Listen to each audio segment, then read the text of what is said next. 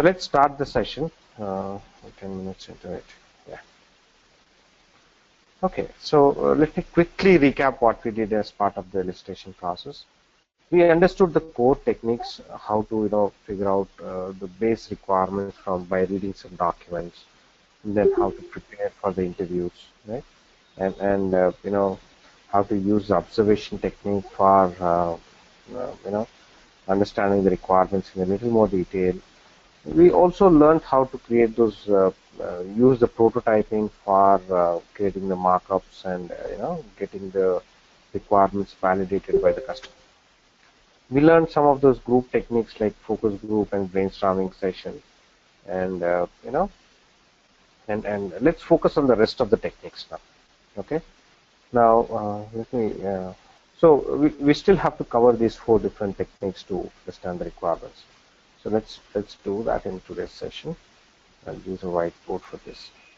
Now, in some cases, what you would have is you would have an existing way or an existing system in place, right? Now, this could be some old version or some bespoke system, right? So it's not the full-fledged system which is offered.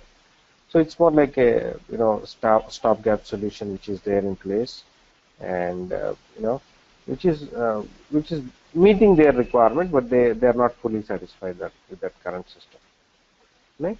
So obviously they want to move to a better way of doing things, right? And this project would be about moving from this current state, or we also call it as is state. So there are multiple nomenclature we use. Some companies use as is state, some say current state, some companies say point of departure, right? So POD, right? So they use these all terminologies and jargon, but basically what it means is this is how we are working currently, right? And we aspire to make it better, and then we want to arrive at a state which is called as a point of arrival, right? So this is the point of departure, this is the point of arrival, or we also call it as a future state of how the future system should look like, or the to be state, right? So again, these terms are used together in pairs, right? You're using a POD, it will be a POA for the the new system. Its current state, then it would be future state. It's as is, it would be to be state, right? So that's the terminology which is used. So what it means is basically there is a way in which you are working currently, right? And this is the way the system currently works, right? And there are some issues with this system which you want to resolve and make it better, and which is your to be state, right? Now this overall process is called as a business process reengineering. Okay, so they'll figure out what we can improve at each of these set process, right? So there are some set of activities that you would do, right? So they'll figure out all those activities and then see if they can modify it to work more efficiently, and then arrive it to the to be state. So this overall process is one type of projects, right? Existing system is there, and you want to replace it with a future or a new system. Okay, so this would be the context where you tend to use a reverse engineering, right? So reverse engineering is used to understand this system. Okay, so you already have this system. So rather than start the requirements from scratch here, you could actually look at that system and see what all functionality it is offering, and then what are the the pain points or bottlenecks that it has, right? So which are stopping you from working efficiently, right? And you will try to resolve those issues, right, by addressing it in the to be state, right? So all those, you'll understand the current process, you'll understand the the bottlenecks and the issues, the pain points in the current system, and then you would redefine the new process so such that it addresses all those issues, right? So this overall exercise is generally called as business process engineering, and we also would call the process of understanding the requirements from an existing system as reverse engineering, right? So see, the name again, reverse engineering, is because a typical engineering would have your requirements, and then that translates into your final system, right? But here, what we are doing is there is a system in place, and from the system we are deriving the requirements, right? So it's it's the reverse process of re-engineering, so hence the name reverse engineering, right? So reverse engineering is a technique wherein you would look at the current system.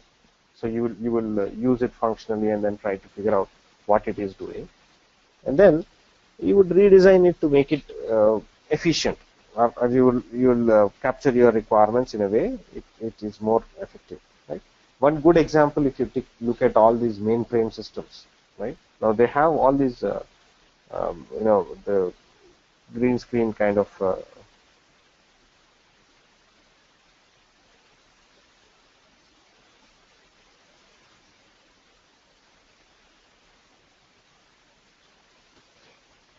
right. So earlier systems, when at the in the start of the older systems, used to look like this, right? So they used to have all those options just displayed on the screen. We also used to call them as the green screen systems, right? So there is no mouse, there is no user interface. All you could do is you could just enter the values using your keyboard, and it used to work, right? Now it used to meet the functionality, right? So you're still getting that functionality out, but it's a little ineffective or inefficient way of doing things, right? Now if you have the user interface with the GUI and let's say on the Java right? So something like that. You have all those user interface, new screens which you could use, right? Or even further, all your right? You could end up with a screen something like this, or much more efficient way of doing things, right? So rather than type everything, you could just use your mouse, or maybe a lot of it is done being the touch screens as well. So you can do it in a different way, right? So that is exactly what we are trying to do as part of the reverse engineering. So the current system, we are understanding the requirement, looking at those green screen systems, the mainframe systems, understand the functionality, and then we are redesigning it to develop that using newer technologies, right? So that's the context where you could use reverse engineering. So you don't need to always go to the customer and ask, okay, tell me the requirement. Right? If there is an existing system, you use that system and then understand half of the requirements. Right? So maybe you can have a follow-up session to understand the intricacies and the final details, but the base details you could understand using the reverse engineering technique, right? So maybe you'll do a document analysis, and then before going interviews, maybe you'll do a reverse engineering session, right? So you basically ask for access to the system, and then start using it to understand how it currently works. And then you'll also figure out on you'll focus on the main pain points or bottlenecks with the current process, right? And try to address it when you're creating or designing the new system, right? So that's basically is your reverse engineering technique. Okay, so rather than completely depending on the SME to tell you the requirements as part of the interview process, you could gain some of the understanding by doing a reverse engineering technique. Then we need to talk about workshops, right? Now, usually you would tend to conduct some workshops where there are multiple teams. Some systems could be used by multiple departments, multiple teams, right? Multiple business units, right? And they perform their work. Like there could be a logistics team which is delivering. There could be an accounts team which is taking care of the payments, and then there could be a product team which is or a supply chain team which is bringing in new products, right? So all these requirements could be managed by one single team, one single system. Okay. Now this system should cater to needs of all these various teams. If you go and meet them individually, they will have their own version of requirement, and there would be differences between their versions as well, right? So one person would think half of the work would be done should be done by the other team, and the other team would have a different version, right? So those differences would come in as part of the you know as part of the understanding of the requirements. They themselves, the customers themselves, would conflict with one another. That this is the requirement. The other person says no, this is not. You have to do it in a different way, right? In those kind of situations, it's difficult to go for and have those one-on-one discussions. It's difficult to have those interviews because even if you have them, they will have a different version. So obviously, you'll get into those back and forth discussions, and then say the other person has a different view of the requirement. So it's difficult to get that consensus. Okay, it's difficult to get an agreement onto the requirements. So what do? You can conduct a joint meeting, and then say, you'll call all the different participants, all the representation from all the different teams, and then say, these are the requirements which we need to finalize.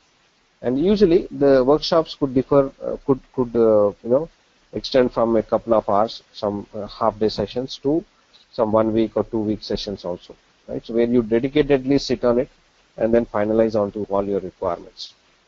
So you will work as a moderator. You will say that this is the requirement, right? And let's figure out between all the teams, what is the best way of doing things, right? So you're using it as a group discussion, and then let all those the various business units and their representatives discuss and then finalize onto the requirement, right? So there would be differences. They would discuss about it. They will find the pros and cons of each way of doing things, right? So they would redefine it and finally agree on to one way in which the system should work, right? So it will effectively save you a lot of time because you are not talking to them individually, and since it's a joint discussion, everybody can close out their differences right in that workshop. Okay, that's the main reason why you use workshops. Okay, so wherever you think that there are multiple teams involved, and we need to sit together and then figure out, agree to a common understanding about the requirement, right? So conduct workshops. Okay, now for normal requirement where there is only one team and then there is one business analyst, one SME who's telling you the requirements, a workshop might not be relevant. Right? So you can just have that one-on-one discussion and understand the requirement. So generally workshops are used as a way to gain consensus about the requirements, right? So it's a focus group meeting. It's a meeting with a specific agenda. Clearly, these are some of the requirements that we need to discuss. You will agree on to that. You'll discuss it, and finalize onto the requirement, right? So broadly, if you look at the focus groups and requirements workshop, they're mostly a group meeting, right? So you don't even need to use these terminologies. So the client might not even understand when you say a focus group meeting or maybe a workshop or a reverse engineering technique. A lot of times the client is unaware of all these illustration methods, right? So don't use the jargon. Forget about the jargon and then try to use the technique and then say, no, let's have this meeting to finalize the requirements, right? So that's nothing but as a workshop, right? So focus groups, you could send out a meeting invite saying that discuss all these options about a particular requirement, right? And again, so you could clearly list down the agenda and then say, this is what we intend to do in this meeting, right? So all of them would generally be a group meeting, right? But the agenda and the way you would conduct the meeting, like for a focus group or a brainstorm or a workshop, would be a little different, right? So you need to be aware of all those techniques, but don't confuse or scare the customer with all these techniques, the jargons and the names and all. Right? So it's only for you to internalize and then understand that these are the ways in which I could understand the requirements, and wherever relevant, use them. Right? So some cases, workshops could be relevant. Some cases, reverse engineering sessions could be relevant. Right? So use them judiciously wherever you think Okay, extensive users techniques. The overall the key message what I want to say is that use these techniques to based on the context and to understand the requirements. Don't scare the customer with all these terminologies and don't expect the customer to know all these techniques. Okay, so yeah, so we discussed about reverse engineering and workshops. Now, one other way of you'll keep hearing this jargon about JAD, joint application development, or sometimes they also call as joint application requirements, right? They're nothing but a group technique in which you would have the participants, which include the SMEs, right? Then there would be BAs, business analyst. You would be there in the call. Then there would be a architect, technical architect, and sometimes also a QA, so the testing guy, right? And so you'll have all these people sit in a room, and then it's a way of it's one of those agile techniques, right?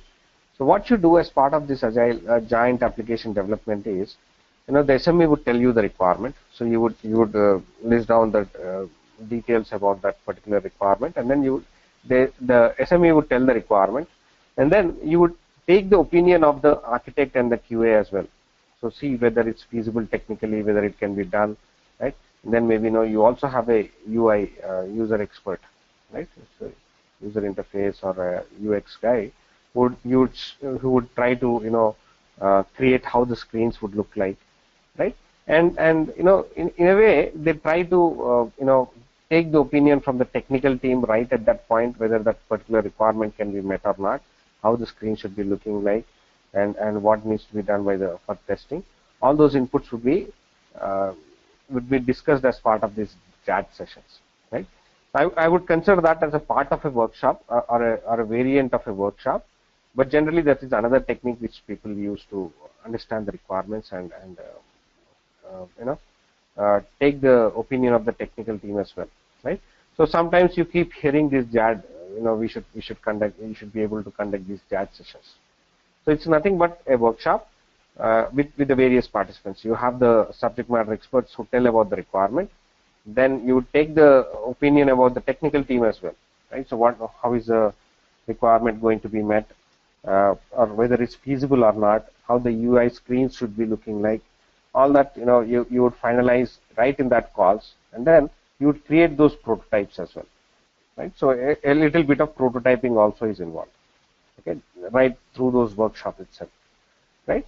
So that's another way of working for the requirements, right? And people tend to use these terms, JAD and joint application requirements. So don't get scared with those terminologies. It's nothing but a workshop where you have additionally the technical team and representation from the technical and the UI teams. So who will basically tell who will give their point of view, whether it can be technically done, feasible or not, and you'll also consider their inputs when you are capturing your requirements, right? So that you reduce all those back and forth. So sometimes some requirements might not be feasible, right? So rather than have those discussions with SME, first understand what is the requirement, and then you'll go back and talk to the technical team. They would say, no, this is not feasible, right? We cannot do this. Then you'll go back to the SME. So rather than have all these back and forth discussions, you tend to have a workshop in which everybody puts in their opinion, and then you finalize onto the requirement right at that session. Generally, this kind of JAD sessions are used for a platform or a product kind of application enhancements kind of request.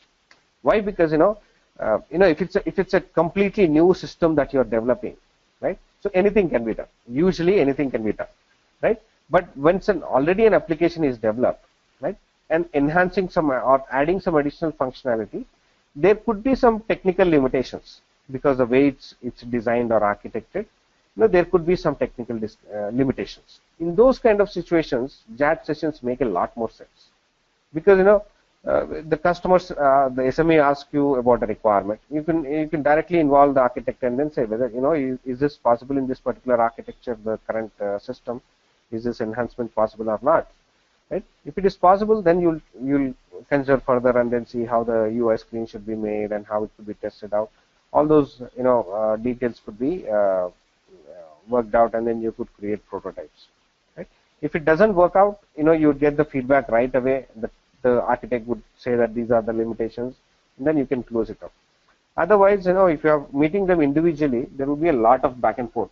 So first the SME has to tell the requirement, then the BA has to, the technical architect has to give his opinion or recommendations on whether it's feasible or not.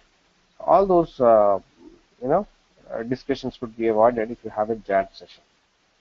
Okay. So the other technique what we tend to use is the surveys and questionnaire. Okay. Now, if you look at all these techniques that we are looking at, that we have considered, we have only talked to the subject matter experts, right? So which are generally some 2-3 people or maximum 5 people who are telling you the requirements. But how many people are using the system? That could be even hundreds, it could be even thousands, or even it could be in millions. Like if you take a system like a Facebook or a Gmail, that's you'll even have billions of people who are using that system, right? Now, when so many people are using the system, right? So let's say an organization has some 10,000 people, and 10,000 people are going to use the system, and then but the requirements are given by 1 or 2 guys, right? So there could be a disconnect. These 2 people could think in a way, and the 10,000 people could think it would have been better if it was done in a different way, right? So sometimes you could not be sure that this is the best way of doing things, right? Or maybe you have some 2 or 3 alternatives. You are not able to decide on some requirements, right? So what to do in those kind of situations? One good way of finalizing on it would be to reach out to the end users and then say, what, how do you want this system to work? Right? So we have these 3 options. Now pick the one which you think is the best way of doing things. So this way we are aligning to the popular opinion. If out of 10,000 people, some 8,000 say option B is the right way to do things, or I like the option B out of option A, B, C, right? So you're clear about it, right? So the popular way is option B, and if you have implemented in using, if you have brought in that option B as a solution, right?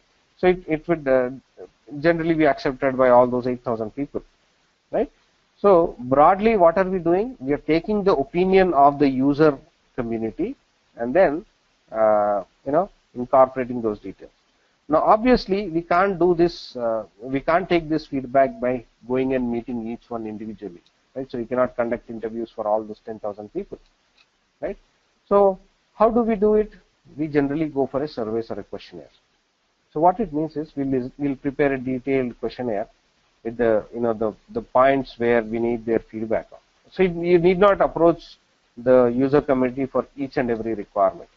Only where you think that we need a little more clarity, or the SME is not too comfortable with to take a decision, right? You could suggest, we could take a survey on these requirements and take the opinion of the user community, right? So again, you generally give the suggestion, and then it has to be approved by the SMEs before you reach out to the business, and so you reach out to the user community. Right. So make sure that you are taking all those necessary approvals and keeping the right people in the loop. Usually, schedule all this using a coordinate all these activities using a project manager. I have a question here, like these requirements, like we can get from the users, like if you're developing a user interface. But sometimes, like we need requirements from the SMEs, like we need information from the SMEs, and somehow they are not available, or like they are not very forthcoming about about giving the requirements. So how will we proceed then? Now, usually, that's an issue which needs to be sorted out using the project managers, right? So make sure that you get enough time from the SMEs. So that's a very valid point that you brought out. So some projects, what see, a lot of these SMEs are actually the operational teams, right? So let's say you're capturing the requirements with a bank, right? You don't have a separate team which are called as SMEs, and then they do their only thing they do is they give you the requirements. No, they have a day job. Somebody could be like working as a supervisor, somebody is a clerk, somebody is a cashier in a bank, and they would tell you the requirement as well. So this is an additional responsibility that they generally take. Now, in those kind of situations, obviously you'll have situations wherein they will have to juggle their time between their day-to-day operational time and operational work and your requirements, right? Now, while the SME thinks that you're stopping him from doing his operational job and then pestering him with the requirements. You have to make sure that you get that dedicated time. Otherwise, you raise that as a risk. Okay, so if you're not getting an availability of the customer with the SME and the dedicated time for your requirements, ensure that you clearly point that out to the project manager, right? So it is his responsibility to make sure that you get enough representation from the SME teams so that you can understand the requirements, right? So the best way to handle this would be to inform your project manager saying that we are not getting enough time from the SMEs. We need to have those dedicated 1 hour or 2 hour sessions every day, and for getting the requirements. So you But might not get the whole day, yeah. but So sometimes, like, project managers really insist, they might insist that, we talk to SMEs only, and like, then, like, is there any other way we can approach them, or like, other than like, approaching to the project manager, like, yeah, so the first option I would suggest is go through the project manager, right? okay, Now, so sometimes maybe the project manager suggests, okay, you talk to the SMEs itself, right? So in those kind of situations, make sure that it's a little more documented, right? So before you go for an interview or a one-on-one session, right? So send out the list of questions that you want to ask, right? So when you go for your interviews, I came up with the approach and then told you that these are the questions. So yeah, clearly, set the agenda, saying that we are going to discuss these your 4 requirements in this day, or for tomorrow we'll discuss these 4 5 requirements, and block their time for an hour or so. Send out those meeting invites, and send these questions in advance also, right? So okay, this way, you're keeping you're ensuring that you're getting that time available by blocking their time, sending out those meeting invites. You're ensuring that all your questions are already going to him, and then he would generally respond to those questions, right? So you know where things don't work in an informal way, you have to get a little more formal and then put it into in a more documented way, right? So you would ensure yeah. that a lot of these are soft skills, I would say, right? So some, right? Is it always better to copy the emails to the project manager as well when we are sending these questions to the SMEs?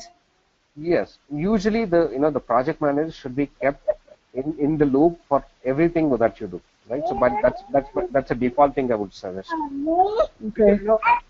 he should be aware of what's happening in the project, right? So that way, you can say that we're conducting these requirements, we're sessions for these particular topics. So he will get that understanding, right? So what is happening in the project, right? So it's more like he's in the loop, right? So keep him in the CC all the time, and he will, he doesn't have to do anything actionable item.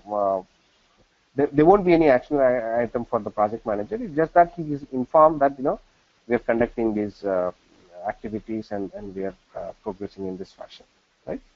And anything specific, issues which you have with the SME, sometimes they don't give you enough details. They don't, you know, uh, give you dedicated attention and time. They would say, that I'm busy with something else, and maybe they would cancel those meetings as well. Right? This happens too often. Make sure that you start maintaining that, you start becoming a little more formal, and then, send out those meeting invites, right? So keep track of it, and then, keep the project manager aware that, I'm not getting help from enough help, but handle it in a subtle way, right? So, if you just keep on escalating things, you'll turn the relationship into sour, and then, you'll completely antagonize the SMEs, right? Which will create later a lot of problems for you, right? So that's the reason I classify all these as like your soft skills, the way you would manage your interactions. Uh, while you are ensuring that your task gets done, you also have to ensure that, you're maintaining a cordial relationship with these guys. Oh, okay. Right. I have one query. JAD and JAR sessions you mentioned, right? So they both are same, or there is any difference in it? Because in few of the resume I saw that people had also mentioned JAD and also mentioned JAR. Yeah. So So, I'm not. Yeah, please. see, it's all the terminology, right? It's all the jargon. So people, if you look out for even JAD or JAR sessions, right? Mm-hmm.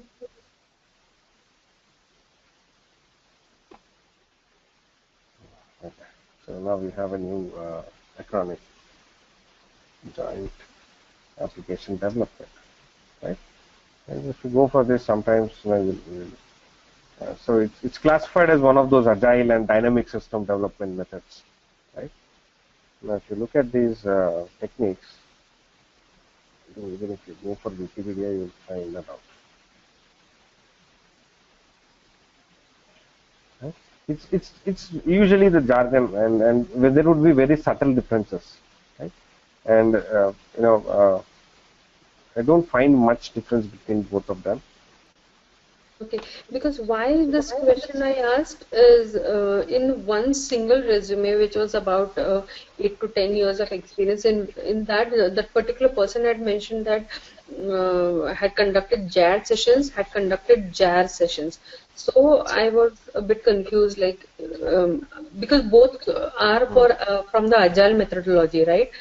So are there a difference? And if yes, then what is the difference? And if no, then Not much, I would say. It's basically the same. Right? Now, if you look at this, it's again pointing to the same link. So even if you search for giant application requirements, it comes out to JAD itself, right? So it's basically you're capturing the requirements by keeping all those participants in place. Right?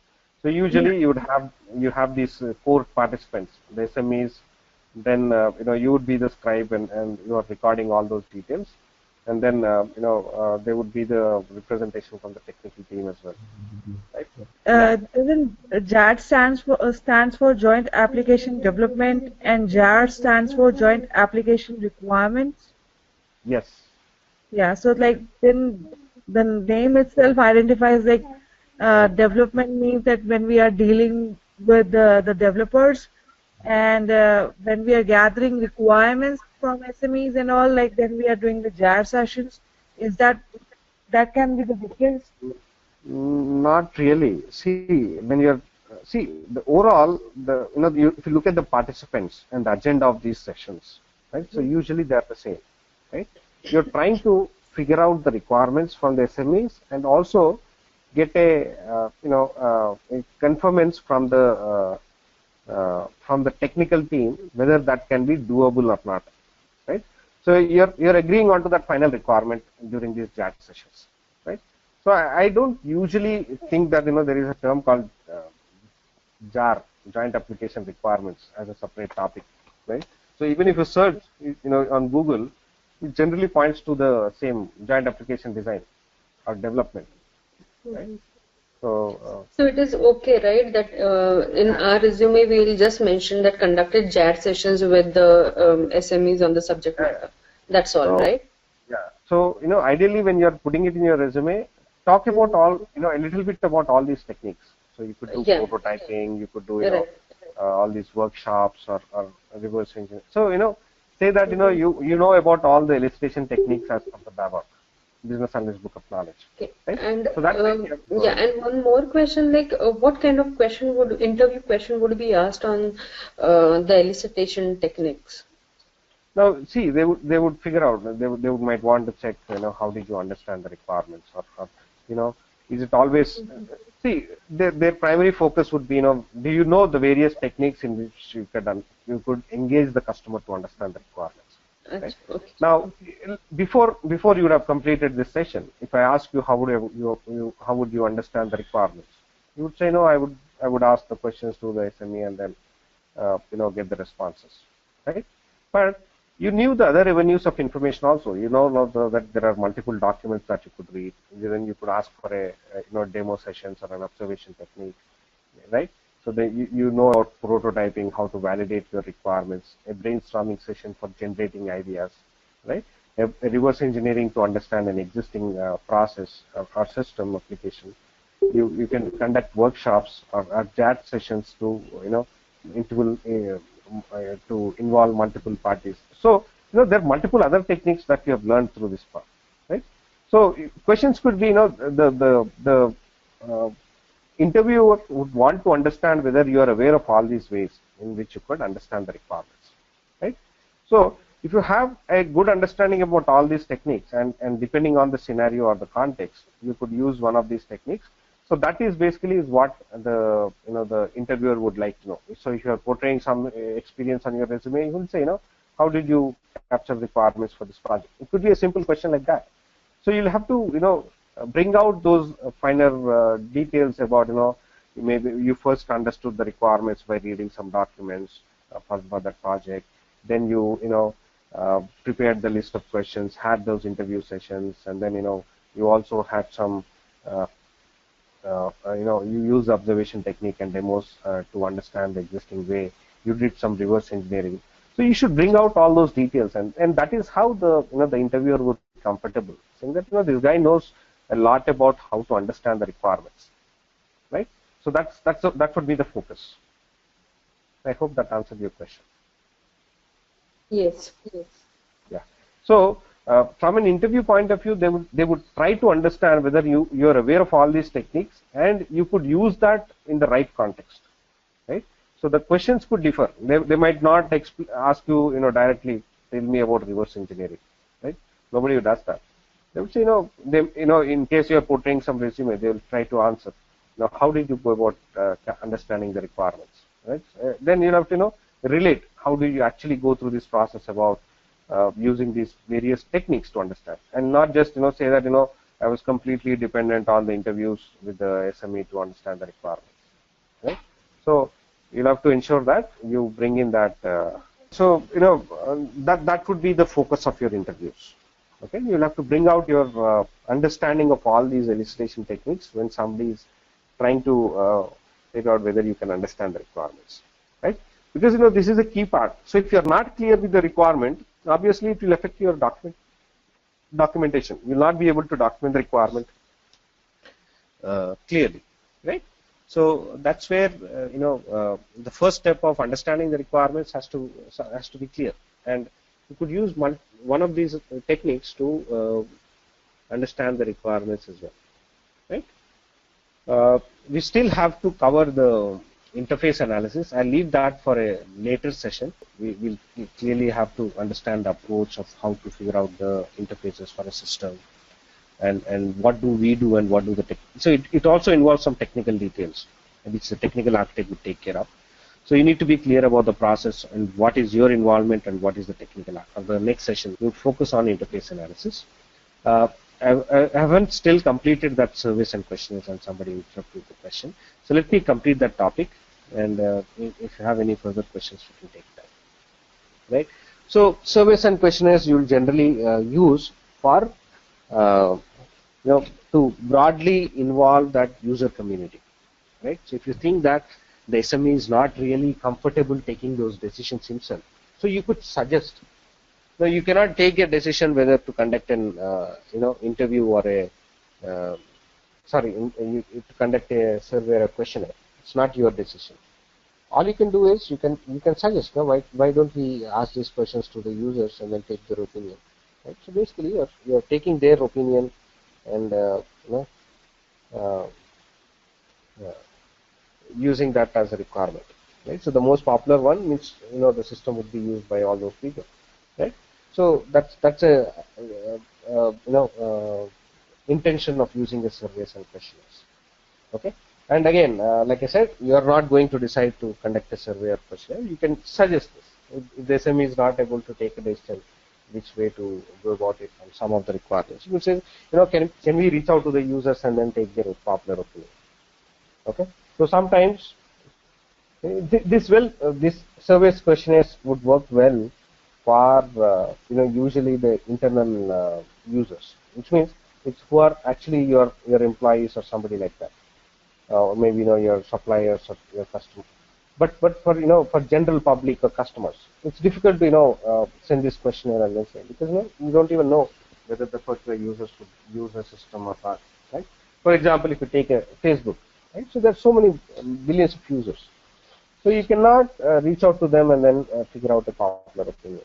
And usually they don't do that before they develop something. They would not you know uh, they would not talk to the users about what features they would want to bring in, right? So questionnaires and surveys are limited generally to the employees, and in some cases, you also want to before you make any changes to your existing system. Like a good example would be Facebook. Now, if you look at Facebook, there would be frequent updates or changes to the system which are being made uh, once in a while, right? Now, they don't make all the changes. They don't make the changes available to all the users in one go. They generally pilot it. So what it means is they make this available feature only in one particular city or place like that, and then see how it is received. Right?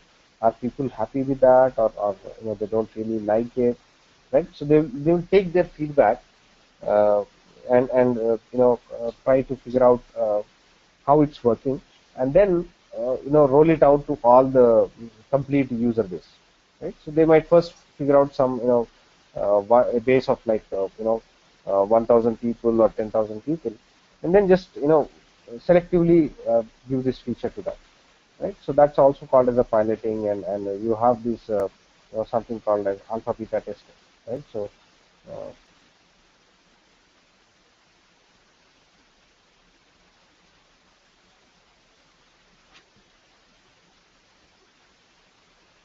right? Again, we'll cover that as part of the testing, right? So alpha and beta testing are ways in which you can, uh, you know, uh,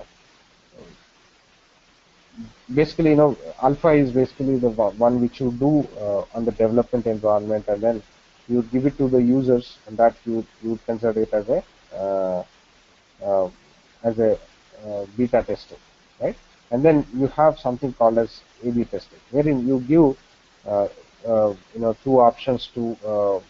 You're basically splitting this group into two communities, right? So you'll give one variation to one team and another variation to another team, and then see how do they respond to that. Like you could have a promotion screen, and you have these two options, right? So rather than rolling it out completely, you'll pick up a sample set of some 1,000 people, and then say 500 people, and send this promotion form A, and 50% of 500 people, I'll send promotion form B, and then see how many of them are converting, right? So if one variation is definitely more than the other one, obviously this one is the best way to do it, right? So I'll pick this one as my requirement, right? So these are other ways in which you would take the feedback as well, right? So surveys, questionnaires, A/B testing, all this would be really selectively used to get the user feedback, okay? Wherein if the SME is not able to take a decision on variation A or variation B, and you cannot reach out to them by surveys, you generally conduct this A/B testing, right? So you create that prototypes of those two screens, develop both of them, and then send it out, and then figure out which one is doing better, and then whatever is doing better, you'll adopt that. See, are you able to understand the context in which each one of them would be relevant, and when to use these techniques? Like Your focus groups are used where you want to get an expert opinion and more like qualitative research. Brainstorming is used for generating new ideas, right? A workshop is used to sort out all those differences and then arrive at the final requirement and get dedicated attention from the user committee, and also JAT sessions wherein you finalize on the requirement, taking into the opinion from the customers as well as the technical teams, reverse engineering existing system, and finally, you could also take the opinion of the end users. So usually, most of the requirements are limited only to the SMEs. Surveys and questionnaire extends it to the complete user community. You might not want to involve the users for all the requirements, only where you think it makes sense you'll involve them and ask those specific questions. You could also use this A/B testing technique to understand the requirements of which one is a popular and the most efficient way of doing things. So obviously, if you look at this one, variation A is more more effective, right? So it's converting your visitors 50%, 23% of them are converting in this variation A, and variation B there's only 11% conversion. So obviously 23% is better, so you use that variation A, right? So you have data to back it up of why you're using that option A compared to option B. Okay. So yeah, so we still have left with an implicit analysis, so that would complete our requirement elicitation. So till now, what we have learned is we learned about how the industry works, what are the basics of an SDLC and all that. Then we learned what specific activities we do as part of the planning phase, right? How to manage. We also learned how to manage scope, how to manage the changes coming into the project, how to manage the risk. We learned all that, and then once your planning is completed, then you start your requirements definition phase, which involves understanding the requirements and documenting them. So we are focusing on the first part, on the requirement elicitation part, and session we should be clear about how understanding all those techniques which we could use to effectively understand the requirements. Okay. So earlier, all we knew was if I have to understand requirements, I would have to depend on the SME to tell me the requirements. But now we proactively know what kind of questions to ask and what are the other techniques which I can use rather than those one-on-one discussions to engage a customer and the SMEs to understand the requirement, right? After we understand these techniques, then we would focus on to how do we go about documenting our understanding into a business requirements document, how to create a BRD out of our understanding, right? So part 3 and 4 are the crux of this course. Now we are almost at the end of that one part where we understood the requirements. The next topic is how to document it. Okay? So the next week would focus on how we go about documenting all those requirements. All right. I had one question. Actually, I was going through your sessions, and what also along with the sessions, I just went through some YouTube videos. So in that, it was mentioned that we do the requirement gathering into 3 types of phases, like business requirement document, user requirement, and the functional. So I was just thinking on it because I did not get an answer on it. Business requirement document is what we do as in BA. Then and functional requirement documents is taken care of by the technical people. Of course, we do give them inputs if required. But what about the user requirement document? Oh, that wasn't clear to me. Again, different teams have different frameworks, I would say.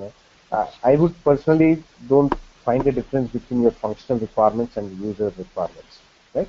Or rather, business requirements and user requirements. Now, there is a difference between your business requirements and functional requirements. Now, what it would mean is, see, the business requirements is how does the business see it? How does the SMEs or the users would want the functionality to be, right? Right. Now, converting that into a system specifications. So there is an intermediate phase. So sometimes we call that as software requirement specifications, SRS. So you'll Right. keep hearing this term SRS as well, Mm-hmm. and PRD, right? Now that could be, and some organizations also call it as directly as a high level design, right? Mm-hmm. So basically, they're converting your business requirement on how the screens look like and the details about the requirement, right? So, Mm-hmm. uh, my personal opinion that SRS is a redundant document. Right? All your Okay. business requirements should clearly specify how the system should work, right? Mm-hmm. Now, depends on the formats which the organization publish for BRD. So some organizations ensure that your BRD is good enough to capture all your software specifications as well, right? Some Okay. of them differentiate between this BRD and then SRS. So what they would do is from a pure business point of view, they'll want to find out how the requirement is, what the requirement is. Then the next SRS document would basically tell us how the screens look like and all those validations for what you perform, Right. and the details would come out in the SRS, right? Mm-hmm. So some organizations would combine everything and call it as a BRD, right? Okay. I prefer that as a better one because you're not repeating a lot of your work there, Work. and Mm-hmm. there would be a lot of confusion when you go about these two documents. Okay, so as you have taught us about the traceability metrics, so here then we'll just add the business requirement documents, and then it would be traced against the functional requirement documents, and then further the testers would use it for the test cases and relevant things, right? Yeah. Okay, fine. Thank you. Right? So broadly, see again, different people have different opinions. So there's no like only one way of doing it. So somebody likes calling it user requirements, business Mm-hmm. requirements, functional requirements. But broadly, we could classify it into a different terminology, right? Mm-hmm. So there's a lot of jargon which people tend to use in this IT industry. I don't know why, but we also need to. In fact, it's a little lesser when we are talking about a BA role, but when you actually get into a technical role, they use so many jargons, right? So sometimes we need to be clear. So if you don't understand any of the jargons, you can always ask, right, what does that mean? And a lot of acronyms as well, like your Mm-hmm. BRD, UML. There's so many jargons that you will keep encountering, right? Mm-hmm. Uh, yeah, like I said again, it's personal opinions. There is no one way of doing things, right? So if I ask you to design a social network, somebody comes up with a Facebook, somebody came up with an Outlook, right? So both Mm-hmm. of them are meeting the same requirement, right? Now, so I cannot say that this is right and this is wrong, right? So there are different ways of doing ways, Mm-hmm. things. So my point of view would be that, right? So people have different approaches, different frameworks, but broadly, what I'm aligning here is with the business analyst book of knowledge, right? Okay. So they have clearly, given a guidance of how our requirements should be understood and captured, right? I have baselined that, and over and above that, I have added my personal experience, I've brought in my experience to enhance that, so that it meets both the industry requirements, baselining onto the structure given by business analytical knowledge, right? Yeah, but again, get those multiple views. Don't stop looking at those videos and all. Don't think that whatever I am saying is right. Get that alternative views also. It will definitely enhance your knowledge. So apart from these sessions, if you think that something else would definitely help you give a different perspective, do read that. Okay.